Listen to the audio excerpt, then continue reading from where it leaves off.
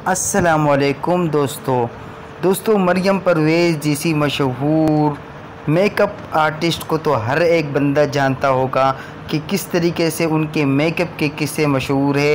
लेकिन आज जिस वीडियो का हम लोग आपसे ज़िक्र कर रहे हैं और आप लोग देख रहे हैं, इस गाड़ी में मौजूद चंद लड़कों ने ऐसा मेकअप किया हुआ है और उस मेकअप का राज भी हम आप लोगों के साथ शेयर कर देते हैं। प्यारे दोस्तों को उन्होंने मरियम परवेज़ को ही पीछे छोड़ दिया।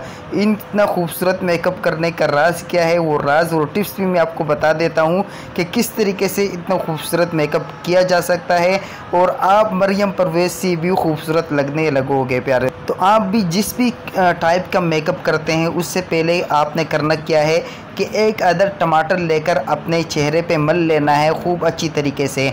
जो इसका रस होता है वो अपने चेहरे पे मल लेना है और उसके 5 मिनट बाद आपने चेहरा धो लेना है और उसके बाद नींबू का थोड़ा सा रस लेकर अपने चेहरे पे मल लेना है।